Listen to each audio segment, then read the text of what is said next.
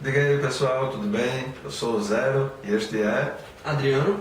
E nós estamos aqui para inaugurar com esse vídeo piloto o primeiro vídeo que tratará apenas de HQs e quadrinhos aqui no canal Tabula Rasa. Começando com Avenida Dropsy, do Will Eisner. e Gigantomáquia, do Kentaro Miura. Vamos lá?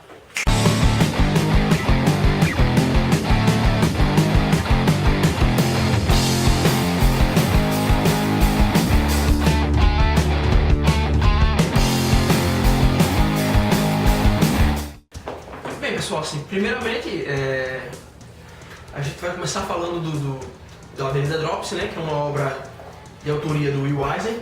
Tá? Foi publicado originalmente em 1994. Aqui no Brasil foi publicado pela editora Devir, né, que já chegou a publicar outras obras do Will Eisner. No caso, chegou a publicar Casos de Família, No Coração da Tempestade, O Edifício e outras obras dele que no momento não me vêm à memória, né? É uma obra diferenciada.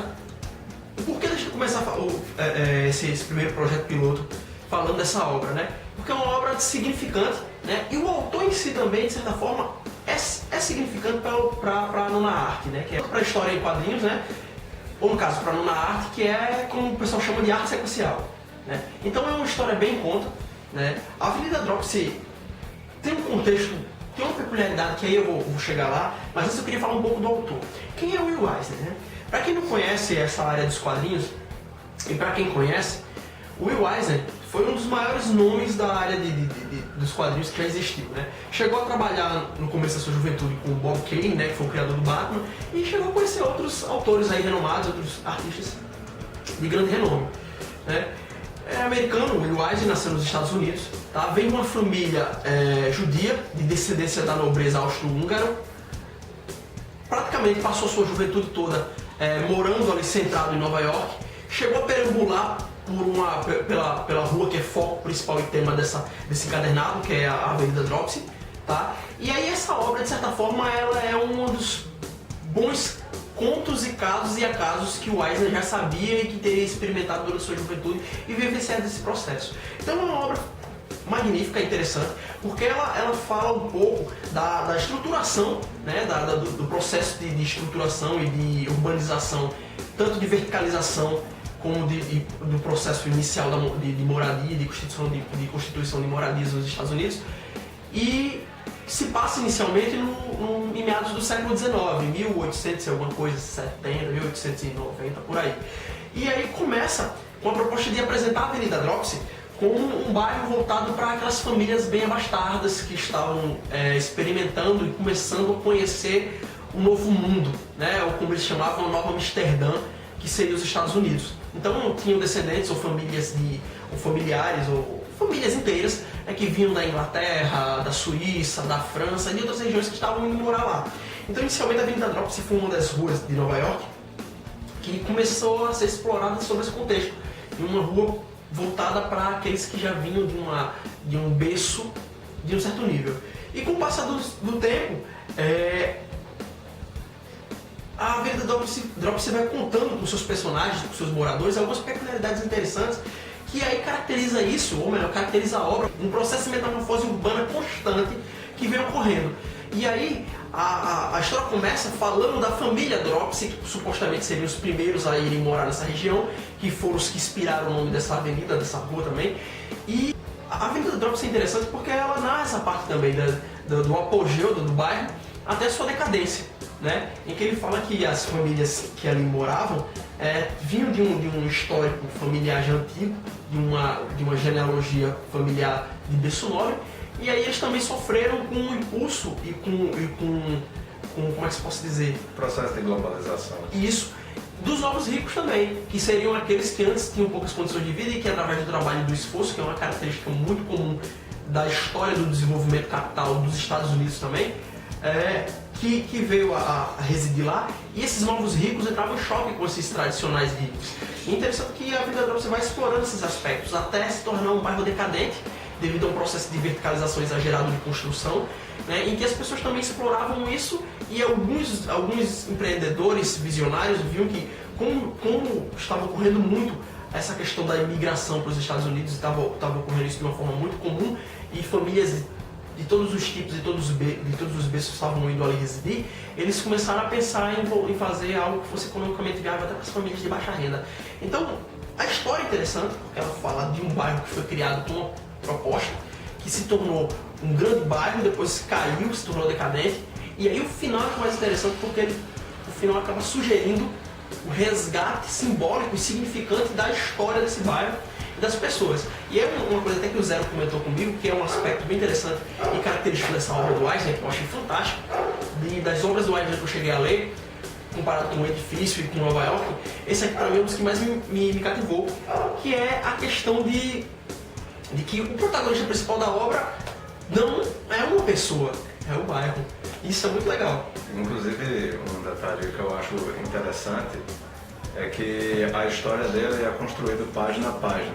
Você tem um personagem que aparece em determinada página e, digamos assim, a participação dele na história, no quadrinho, na história da rua, se dá naquela página. Quando você vira, já é outro personagem. O máximo que se estende, acho que é por umas duas, 3 páginas. Não, e outra coisa legal, Zé, só que que uma característica do Eisner é que boa parte de algumas histórias dele, elas não precisam de balões com diálogos. Às vezes só a imagem já descreve toda a essência da proposta que ele está querendo transmitir para o leitor. Então assim, vou mostrar aqui rapidamente. Muito massa, vocês veem aqui que ele vai citando um pouquinho a origem das primeiras famílias, né? Ele cita aqui. Começou a se formar mesmo com poucas e antigas famílias holandesas, ainda se apegando às propriedades que haviam herdado. O ano era 1870. Né? Então é muito massa, cara. Você vai ver o que eu acho legal, pelo menos dessa edição da Devir, é que a gente vê que não é um preto comum, é uma perspectiva de coloração voltada para o marrom, um amarelado, né, da folha. E eu achei isso um diferencial também, que dá uma coisa muito legal à história, né? Aí começa aqui narrando com as primeiras famílias que vieram a residir na avenida, né? Que deu origem ao nome Dropsy, que vendeu uma família holandesa, que foram os primeiros a explorarem de uma forma mais qualitativa aquela região. E a história vai evoluindo, né? E na evolução da história é muito massa, que aí começa o bairro lá, um processo simples de verticalização, onde começa a ser construído alguns edifícios, né? De 3, 4 andares. É uma coisa muito massa, que a gente encontra aqui na obra. E aí depois a gente já vê a coisa evoluindo mais ainda. E aí chega um momento, deixa eu ver aqui, em que a gente encontra já o processo. Que é quando eles começam a construir cortiços, né? É muito massa, cara. Aí você já vê que aqui já não é mais simples prédios, mas são vários prédios, né, que foram construídos. Então assim, pra mim é uma das obras do Eisner que eu mais tiro o chapéu. Se fosse dar uma nota a isso aqui, eu daria uma nota de 9,9. Na verdade eu daria 10,1, sabe? Porque eu sou suspeito. Eu li essa obra esse ano, já conheci o edifício dele, em Nova York, já tinha lido uns trechos de Nova York, eu nunca li todo. E essa obra dele aqui, eu vi na Saraiva algumas vezes e fiquei com receio de comprar, acabei comprando, levei, e adorei. E aí, esse ano está sendo uma das coisas que mais me surpreendeu, de todas as coisas que eu já li em relação a quadrinhos, esse aqui é um dos que mais me surpreendeu esse ano. Como a gente está em 2015, no início ainda, então muita coisa boa ainda vai surgir e eu ainda vou vislumbrar de forma mais alvoroçada. Mas eu recomendo para vocês com gosto. O Zero, no caso, chegou a ler isso aqui também e gostou, não foi, Zero? Uma das coisas que eu acho muito interessantes também é que logo no início do quadrinho ele faz um breve prefácio assim, e a parte que eu achei mais legal é que ele relata a história, assim, um processo que de fato aconteceu ali no Bronx, no Bronx, que era o bairro onde ele morava. E assim, é claro que ele inventou um monte de coisa e tal, mas isso não muda o fato de que esse processo realmente aconteceu. E você vai vendo os personagens. Um outro detalhe que eu acho muito importante de ser citado é o traço. Você está acostumado a ver quadrinhos, né, e os traços se repetirem. Você pega o protagonista, o secundário, o terciário, e o traço meio que se repete, assim. Aqui não. Você vê os personagens das primeiras folhas, eles não têm a mesma cara dos personagens da metade. Você vê que ele dá uma atenção para quem é latino, quem é italiano, quem é inglês, tá entendendo? E como isso afeta, né? Que isso é um dos focos também da história, que é como esse preconceito regional afeta eles. Ah, você é carcamano, você é Pode crer, latino, cara. você é chicano, você não é nem brasileiro, nem mexicano, nem... Não, você é chicano, só isso. Como uma obra bem nada. É muito massa isso. A obra narra muito isso também. E ela chegou a me lembrar também um filme antigão, que era o Desafio no Bronx, que era com o Robert De Niro, e que ele fala mais ou menos disso, dessa que se passava no Bronx, o nome do filme inclusive é Desafio no Bronx, muito massa, que fala mais ou menos disso aqui, retrata, eu acho que o Desafio no Bronx inclusive pode ter sido inspirado por essa obra. Porque o legal disso aqui é que ele retrata isso, o processo também de miscigenação que ocorreu referente às etnias que tinham lá. Aí ele fala de um casamento de um judeu com a italiana católica, de uma família de berço católico, e o judeu, e os pais meio assim, mas acabam constituindo família e todo mundo se dando bem, todo mundo se entendendo. A relação dos afro-americanos com o povo italiano, com o povo mexicano, isso é massa essa obra, cara. Sinceramente eu recomendo isso com gosto. Não é à toa, né? O Will Eisner, pra quem não conhece, ou pra quem conhece, o cara foi um dos primeiros a tratar as histórias em quadrinhos com uma arte conceitual continuada. Não é à toa que foi esse conceito adotado por muitos outros depois, devido a esse trabalho dele, né? Inclusive, um dos maiores prêmios da área de quadrinhos, né, comparável ao Oscar, que é na área cinematográfica, é o Prêmio Eisner, que é um prêmio que, assim, quem recebe esse prêmio, o autor ou o artista que ganha um prêmio referente à sua obra que foi produzida e ganha esse tipo de conceituação, não é uma obra qualquer. E vamos combinar, se o nome do prêmio é o nome desse cara, é porque ele não é pouca coisa. Você já pode tirar daí. Se tira por aí, cara. Então, assim, como um projeto piloto, eu não poderia deixar de, junto com o Zero, conversar com ele e apresentar essa obra aqui como projeto piloto. Por quê? Porque essa obra aqui é uma das coisas mais legais que eu já li. Olha que eu não sou muito a favor de obras que sejam assim, padronizadas dentro de um contexto nacionalista voltado para os Estados Unidos ou qualquer outro país. Mas essa aqui ela não é nacionalista, pelo contrário, ela fala do desenvolvimento, da exploração por povos que trabalharam de outras nações aqui e que de certa forma fala sobre a decadência e sobre a boa vontade daqueles que cresceram nesse meio, o que remete à lembrança que eles tiveram da vida Drops no passado. Então é muito massa essa história aqui, tá? Inclusive, assim, quando eu li uma época atrás, depois eu fui pesquisar, quando eu tempo desse atrás, e encontrei um trabalho de uma acadêmica, né, de uma professora, a Marília Santana Borges, né, que falou sobre essa obra aqui, um artigo de 15 páginas, acho que a gente encontra na internet para baixar, chamado Avenida Drops, a vizinhança por uma cartografia acessível da cidade. Então é muito massa, então essa é a minha dica, né, eu agradeço também. Também dou essa dica. Pode crer. E vamos lá, vamos ler esse aqui, eu recomendo.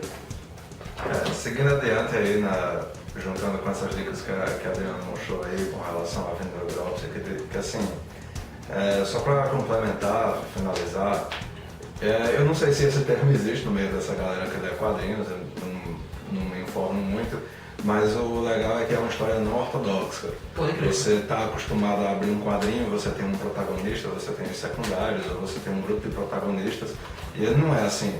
Como ele falou, né? O protagonista é a própria rua, é o próprio bairro. Então, você tem inúmeros personagens em um ambiente comum a eles que muda constantemente. Então, você simplesmente... Você não enjoa, você não abusa Pode crer. da leitura, do início ao fim. Pelo contrário, quando o quadrinho acabou, eu pensei, droga, Acabou. Tanto que eu terminei e já fui relendo. Eu reli algumas páginas ainda, que foram páginas que eu achei marcantes. Também tem muita coisa massa. Fiquei relendo. E é isso aí, pessoal. Indicamos aí a Avenida Drops, é um ótimo quadrinho. Você quer dar uma olhada numa referência legal. É de um dos mestres da nona arte, né? E por falar em mestre, bom, eu não sei se é muita pretensão chamar o cara de mestre. Não, mas o cara é bom, esse aí também. Esse cara aqui também é bom, muito bom. Temos aqui Gigantomachia, que é um mangá do mangaka. Pra quem não sabe, mangaka é um desenhista de mangás, ou uma desenhista, né? Que é o Kentaro Miura, que pra quem não conhece, não sacar pelo nome, você que lê mangá, você que já viu alguns mangás, já deve ter ouvido falar de Berserk, que tem filme, tem anime, tem jogo de videogame, pra Dreamcast, PS2 eu acho também. E assim, já pode ser considerada a obra magna do cara, até porque ainda não acabou, né? É pior que Naruto e One Piece, há mais de 20 anos aí sendo lançado e ainda não acabou. Eu acho que ele tá pior que R.R. Martin, ele vai morrer e não vai acabar. Acaba tá andando em cadeirinha de roda escrevendo ainda e desenhando esse negócio. E eu ouvi um boato dizendo aí que ele tá na metade da história, já tem mais de 40 volumes. Tá bom. Tá bom nada. Então assim, o que eu trouxe aqui pra vocês desse grande mangaká é esse aqui, que é volume único, que é essa também é uma característica similar à Avenida Dropsy. Ele não tem volume único, né? One shot, uma história que começa e acaba nele mesmo. Ele tem uma largurazinha razoável em relação à maioria dos mangás que você vê por aí, daria um único volume. Aliás, um volume 1 ou 2 de qualquer outro mangá, mas ele começa e acaba aqui mesmo. Agora sim, do que trata a história? Basicamente são esses dois personagens, que é Delos e Pome, que é essa menininha que não é bem uma menina muito normal. Olha só esbugalhada dessa criatura. É bem por aí, começando por aí. Ela tem umas histórias de falar de uma forma bem difícil com relação à sua própria estrutura biológica. O Delos está andando no meio do deserto, eles estão morrendo de sede, e ele pergunta se ela tem água e ela oferece o mijo dela, simplesmente. É interessante porque é o seguinte, quem já conhece o mínimo de mangá já pensa assim, não, mas ela tem os olhos esbugalhados, é uma coisa comum, porque personagem de mangá tem os olhos esbugalhados, mas não é bem aí não, viu? Justamente, tem uns detalhezinhos. Você percebe que não é bem por aí quando você percebe que nesse mundo aqui, primeiro que ele se passa muitos anos no futuro, mas ao invés de você ver uma coisa altamente tecnológica, você vê uma coisa bem Mad Max, sabe? Quase não tem tecnologia, é um negócio bem arcaico mesmo. E basicamente o mundo está dividido em dois, que é entre os Huus e os Mulos. Os Huus seriam os humanos, que são eles, teoricamente, e os Mulos seriam os homens insetos, que mais parece um monte de homem e mulheres escaravelhos, cheio de placa, de carabina. Não confundir com Kamen Rider, que isso aí é de outro período. Não tem nada de Kamen Rider aí. Tô brincando. Apesar de que em um determinado momento tem um cara lá que parece Kamen Rider, viu? A diferença é que ele não usa cinto de transformação. Então assim, esse mangá ele é muito massa porque eles dois estão viajando no deserto à procura dessa tribo. E eles querem alertá-lo sobre a invasão de um conglomerado chamado Império, que se utiliza de criaturas gigantes e principalmente de um gigante, que eu vou mostrar aqui pra vocês. Cara cavernoso aí. Cavernoso mesmo, que é essa criança aqui. Olha só a cara linda dele. Aliás, essa aqui nem é a cara dele, mas tudo bem. Esse bicho é enorme, ele é gigante, é controlado por esse Império e eles saem simplesmente subjugando todas as raças não humanas que tem por aí no mundo. E Delos e Pome foram nesse vilarejo justamente para alertá-los. Agora, como eles vão fazer, ou o que eles vão fazer para impedir que esse gigante faça lá a desgraça, que é o true da coisa. Eu vou só mostrar assim de relance, que é esse cabrinho aqui. Essa criança aí. Eu não vou entrar em maiores detalhes porque já passa da metade da história e já seria spoiler muito grande. E uma coisa que eu acho interessante é que assim, e que isso é motivo inclusive de crítica por parte de muitos fãs, muita gente que lê mangá, é que o cara nem terminou a obra principal dele e ele vai e faz um negócio desse aqui. Tem muita gente que não gosta, fica chateada. Mas esse aqui é de 2013, só pra vocês terem ideia de como é recente. E assim, ao meu ver, um dos motivos para eu considerar tanto o Kentaro Miura é por causa do traço dele. Ele começou a desenhar Berserk, por exemplo, na década de 90, assim, lá pelo final desse período e tal, e o traço do cara não deve nada. Ele é mangá, mas ele não tem essa... Pronto, você vê Pome aqui, ela tem esses olhos esbugalhados e tudo mais, mas a maioria não segue esse raciocínio. E mesmo assim ele consegue pegar a parte enfática do traço ser transmitir a emoção e ao mesmo tempo puxar a sardinha um pouco pro realismo. Tem uma outra característica que é interessante, porque assim, algumas pessoas falam assim, porque ele não terminou a obra principal dele ainda e ele escreveu esse no meio disso tudo. Mas isso aí, se a gente for fazer uma análise sobre alguns escritores da literatura clássica, muitos começaram a escrever sua obra máxima, mas só que entre esse intervalo entre escrever essa obra, eles escreveram outra, por quê? Porque isso é uma forma de desopilar, de fugir um pouco daquele foco principal, para poder encontrar outras fontes de inspiração. Então o cara acaba fugindo um pouco disso e criando uma outra coisa no meio, que sirva como um outro meio de fonte de inspiração, para ele não ficar muito atrelado àquele padrão sequencial. E isso faz com que ele não fique atrelado e talvez não venha a repetir a mesma coisa, fazer com que a história fique enfadonha ou coisa do tipo. Então é um diferencial, entendeu? É uma jogada boa. E vários autores já fizeram isso, entendeu? É muito comum. Até porque o cara ou a mulher ficar preso numa única obra por mais de 10 anos e não poder fazer mais nada além disso é complicado, né? Então assim, recomendo também Gigantomachia. Ela é uma história simples, é uma história curta, one shot, volume único, mas que não deve nada a qualquer outro mangá. A história é muito boa. Lá para o final é que os detalhes do mundo vão se ficando mais claros assim, e você entende mais esse lance do que eu quis falar com Mad Max, sabe? Então assim, é isso aí, pessoal. Temos aqui Gigantomachia, Avenida Dropsy. Obrigado por ter assistido. Se gostaram, dá um quádruplo joinha aí. Curta esse negócio aí. E que venham outros programas, né, Zé? Não, com certeza, virão outros aí. Esse aqui é um projeto piloto que a gente... Tomara que dê certo. Espero que vocês gostem. Dá um like aí. Comenta aí pra gente papear e tudo mais. Compartilha aí com seus amigos se você achar interessante. E é isso aí, pessoal. Boas leituras e até os próximos vídeos.